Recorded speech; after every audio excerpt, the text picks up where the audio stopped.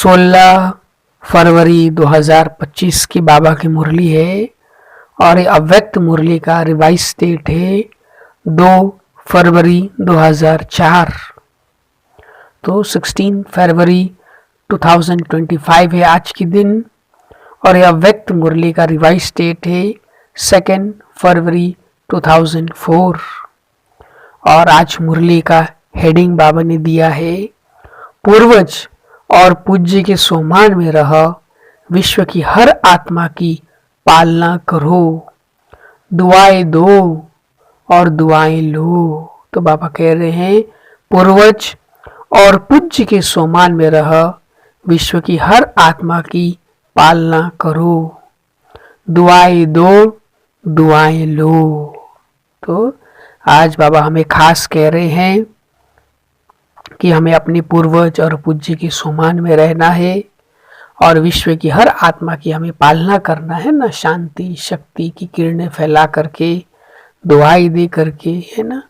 तो जरूर इस मुरली के सार से हम अपने अभ्यास के लिए कोई ना कोई सोमान की माला तैयार करें, जैसे मैं विश्व के पूर्वज और पूज्य आत्मा हूँ, मैं विश्व की पूर्वज और पूज्य आत्मा हूँ। फिर मुरली के स्पष्टीकरण में है ना, आज बाबा ने कहा है, आज चारों ओर के सर्वश्रेष्ठ बच्चों को देख रहे हैं।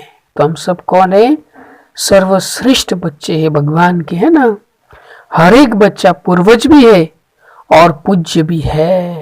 तो संगम युग में हम विश्व की पूर्वज हैं और द्वापर से फिर हम पूज्य बनते हैं ना।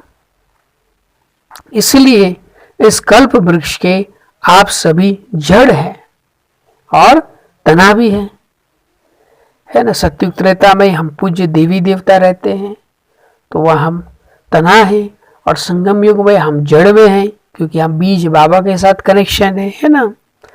फिर बाबा कह रहे देखो तना का कनेक्शन है ना, ऊपर तना का कनेक्शन फिर सारे वृक्ष के टाल टालियों से है, पत्तों से स्वतः ही होता है। तो हमारा विश्व के सर्व आत्माओं के साथ स्वतः ही बाबा कह रहे कनेक्शन है।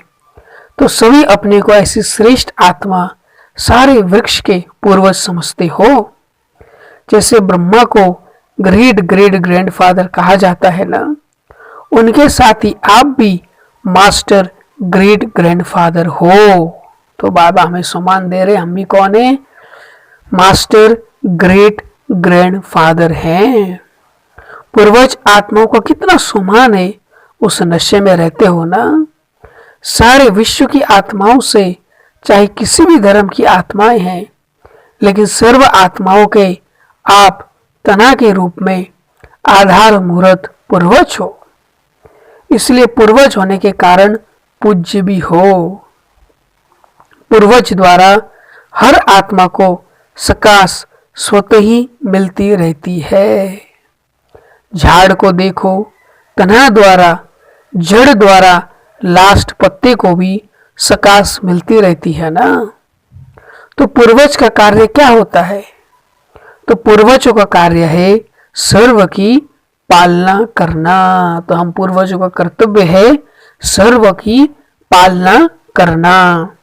लौकिक में भी देखो पूर्वजों द्वारा, है ना, लौकिक में भी जो दादा दादी होते हैं, है ना, परदादे परदादी होते हैं, वो भी क्या करते हैं ना, बाबा कह रहे देखो लौकिक में भी देखो पूर्वजों द्वारा भी चाहे शारीरिक शक्ति की पालना, स्थूल भोजन द्वारा और पढ़ाई द्वारा शक्ति भरने की पालना होती है ना।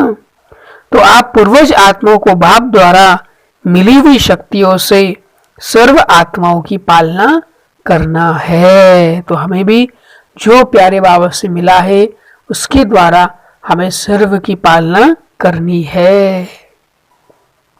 फिर बाबा ने कहा आज के समय अनुसार सर्व आत्माओं को शक्तियों द्वारा पालना की आवश्यकता है। जानते हो आजकल आत्माओं में अशांति और दुख की लहर छाई हुई है। तो आप पूर्वज और पूज्य आत्माओं को अपने वंशावली के ऊपर रहम आता है? बाबा पूछ रहे। जैसे जब कोई विशेष अशांति का वायुमंडल होता है तो विशेष रूप से मिलिट्री या पुलिस अलर्ट हो जाती है ना, ऐसे ही आजकल के वातावरण में आप पूर्वज भी विशेष सेवा के अर्थ स्वयं को निमित्त समझते हो ना। सारे विश्व की आत्माओं की निमित्त है, हम सब सारे विश्व की आत्माओं के निमित्त है, यह स्मृति रहती है ना। सारे विश्व की आत्माओं को आज आपके सकाश की आवश्यकता है। ऐसे बेहद के विश्व की पूर्वज आत्मा अपने को अनुभव करते हो। विश्व की सेवा याद आती है, वो अपने सेंटर्स की सेवा याद आती है, बाबा पूछ रहे हैं, या अपने लौकिक परिवार ही बस उनकी सेवा याद आती है। आज आत्माएं आप पूर्वज देव आत्माओं को पुकार रही है। हर एक अपने अपने भिन्न भिन्न देवियां और देवताओं को पुकार रही है, आओ क्षमा करो, कृपा करो। तो भक्तों का आवाज सुनने आता है सुनने या नहीं? कोई भी धर्म की आत्माएं हैं, जब उनसे मिलते हो तो अपने को सर्व आत्माओं के पूर्वज समझकर मिलते हो। तो बाबा कह रहे जिससे भी हम मिलते हैं, कोई भी धर्म की आत्माएं हैं, उनसे मिलते हैं तो ऐसा समझते हैं कि हम उनके पूर्वज हैं। ऐसे अनुभव होता है कि यह भी हम पूर्वज की टालियां हैं। इन्हों को भी सकाश देने वाले आप पूर्वज हो ना, तो इन्हों को भी सकाश देने वाले हम कौन है? पूर्वज है। अपने कल्प वृक्ष का चित्र सामने लाओ, अपने को देखो, आपका स्थान कहाँ है? तो देखो हम सबका स्थान कहाँ है? कल्प वृक्ष में ना। आपने कल्प वृक्ष का चित्र देखा होगा, उसमें हम सब ब्राह्मणों को कहाँ दिखाया है? तपस्या करते हुए जड़ में दिखाया है ना। तो बाबा पूछ रहे अपने को देखो, आपका स्थान कहाँ है? जड़ में भी आप हो, और फिर उस जड़ से क्या निकलता है? तना है ना, आदि सनातन देवी देवता धर्म का, तो तना भी आप हो ना।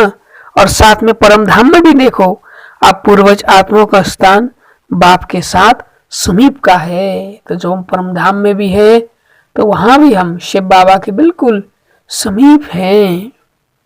जानते हो ना, इसी नशे से कोई भी आत्मा से मिलते हो तो हर धर्म की आत्मा आपको या हमारे है, अपने है, उस दृष्टि से देखते हैं। तो कोई भी धर्म की आत्मा हो, वो भी हमें इसी दृष्टि से देखेंगी कि यह भी हमारे हैं।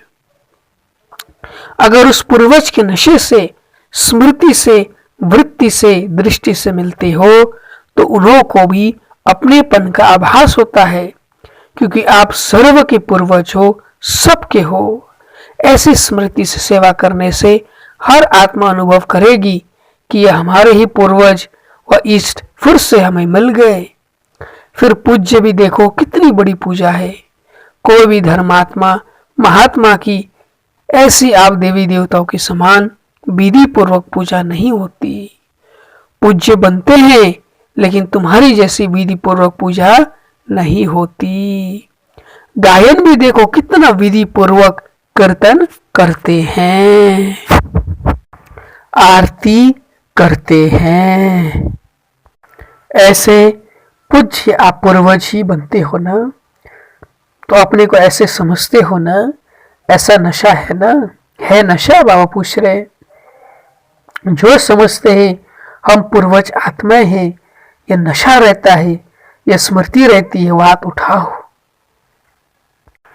तो हम सब भी जरूर बाबा के आगे हाथ उठाएंगे ना, कि हम सबको भी नशा है ना, कि हम इस विश्व की पूर्वज और पूज्य आत्मा है ना। तो बाबा कह रहे बहुत अच्छा है ना, तो सदा रहता है। इसको चेक करने के लिए बाबा कह रहे तो सदा हम इस पूर्वजपन के और पूज्यपन के नशे में रहें। और सारा मुरली आप अवश्य सेंटर पे जाके सुनिएगा। और आज प्यारे बाबा ने सारी मुरली से हमें मधुर वरदान दिए हैं कि निश्चय की अखंड रेखा द्वारा नंबर 1 भाग्य बनाने वाले विजय के तिलकधारी भवा। निश्चय की अखंड रेखा द्वारा नंबर 1 भाग्य बनाने वाले विजय के तिलकधारी भवा। फिर वरदान के स्पष्टीकरण में बाबा ने कहा, जो निश्चय बुद्धि बच्चे हैं वह कभी कैसे व ऐसे के विस्तार में नहीं जाते। उनके निश्चय की अटूट रेखा अन्य आत्माओं को भी स्पष्ट दिखाई देती है। उनके निश्चय के रेखा की लाइन बीच बीच में खंडित नहीं होती।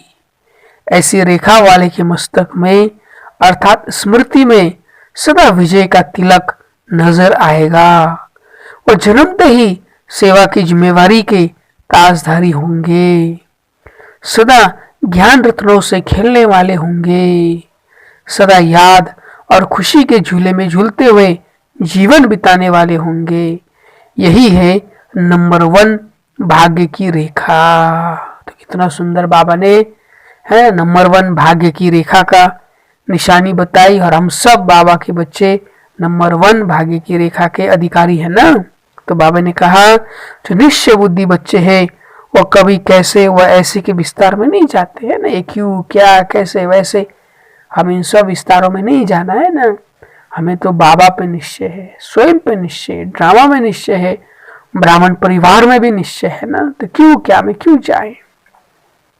उनके निश्चय की अटूट रेखा अन्य आत्माओं को भी स्पष्ट दिखाई देती है। उनके निश्चय की रेखा की लाइन बीच बीच में खंडित नहीं होती। ऐसी रेखा वाले के मस्तक में अर्थात स्मृति में सदा विजय की तिलक नजर आएगा। और जन्मते ही सेवा की जिम्मेवारी के ताजधारी होंगे। सदा ज्ञान रत्नों से खेलने वाले होंगे। सदा याद और खुशी के झूले में झूलते हुए जीवन बिताने वाले होंगे। यही है नंबर 1 भाग्य की रेखा। और जरूर इस वरदान से भी हम अपने अभ्यास के लिए कोई ना कोई सोमान बनाए, जैसे मैं विजय के तिलकधारी आत्मा हूँ। मैं विजय के तिलकधारी आत्मा हूँ। फिर प्यारे बाबा ने आज स्लोगन में कहा बुद्धि रूपी कंप्यूटर में फुल स्टॉप की मात्रा आना माना प्रसन्न चित्त रहना।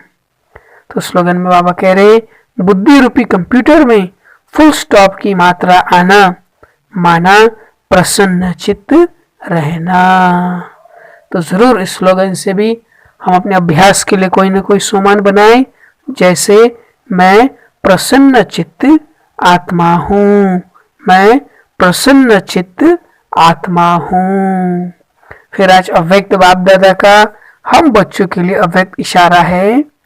एकांत प्रिय वह होगा जिनका अनेक तरफ से बुद्धि योग टूटा हुआ होगा, और एक का ही प्रिय होगा ना। एक का प्रिय होने के कारण एक की याद में रह सकता है। अनेक के प्रिय होने के कारण एक की याद में रह नहीं सकता। अनेक तरफ से बुद्धि योग टूटा हुआ हो, एक तरफ जुटा हुआ हो, अर्थात एक के सिवाय दूसरा ना कोई, ऐसी स्थिति वाला जो होगा वो एकांत प्रिय हो सकता है। तो कितना सुंदर बाबा हमें अव्यक्त इशारे में कह रहे हैं एकांत प्रिय वह होगा जिनका अनेक तरफ से बुद्धि योग टूटा हुआ होगा, और एक का ही प्रिय होगा। एक का प्रिय होने के कारण एक की याद में रह सकता है। अनेक के प्रिय होने के कारण एक की याद में रह नहीं सकता।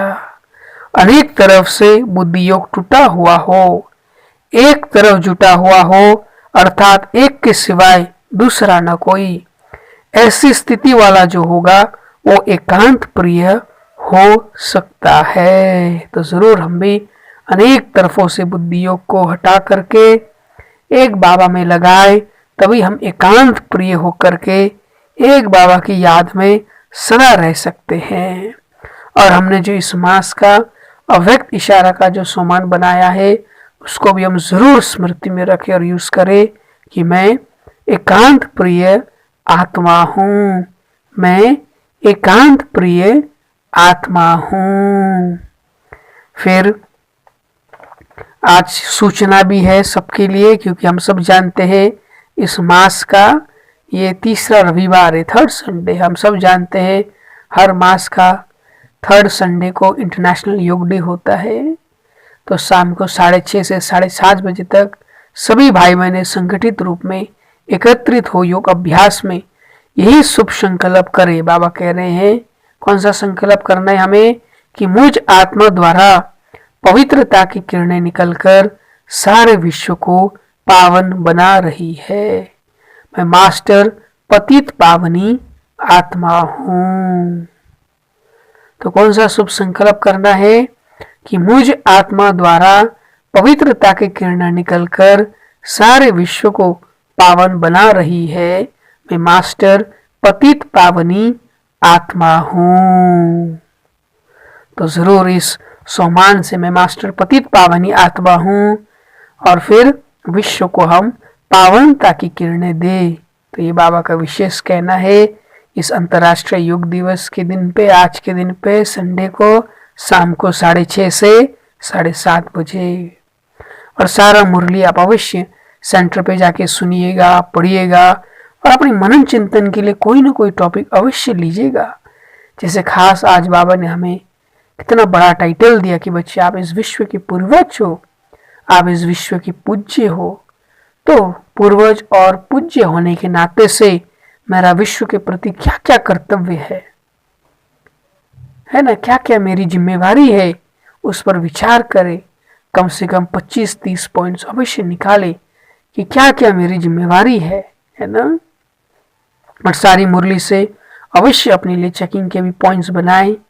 जैसे बाबा ने कहा तो चेक करें कि आज मैंने पूर्वज और पूज्य होने के नाते मैंने सबकी पालना की, चाहे मेरे लौकिक संबंध में भी, घर गृहस्थ में रहने वाले भी क्यों ना हो मेरे साथ, है ना, उन सब की भी मैं पूर्वज हूँ, पूज्य हूँ।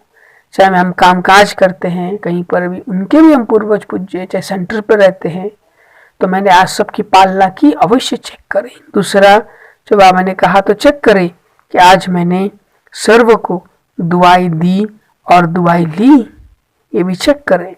और जैसे बाबा कह रहे थे हमारा सब चीज अविनाशी है, तो आज सर्व प्राप्तियों में मैं अविनाशी रही, इस बात को भी अवश्य चेक करें। और जैसे बाबा हमें वरदान में कह रहे थे चेक करें कि आज मेरा निश्चय का फाउंडेशन हर बात में पक्का रहा, चेक करें।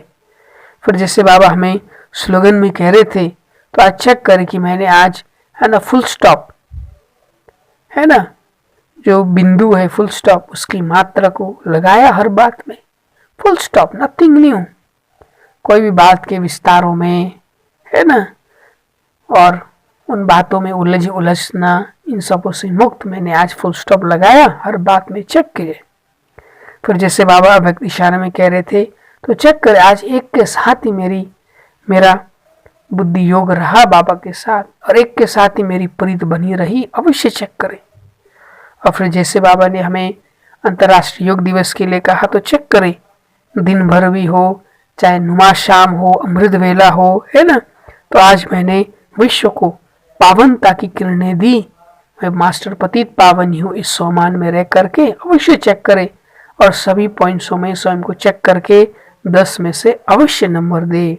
अच्छा, चारों ओर के विश्व के पूर्वज और पूज्य आत्माओं को सदा दाता बन सर्व को दुआई देने वाली महादानी आत्माओं को सदा दृढ़ता द्वारा स्व परिवर्तन से सर्व का परिवर्तन करने वाले विश्व परिवर्तक आत्माओं को सदा लाइट हाउस बन सर्व आत्माओं को लाइट देने वाले समीप आत्माओं को बाप दादा का याद प्यार और दिल की दुआई सहित नमस्ते। और हम रूहानी बच्चों की रूहानी माता पिता बाप दादा को भी याद प्यार, गुड मॉर्निंग और नमस्ते। शुक्रिया बाबा। ओम शांति।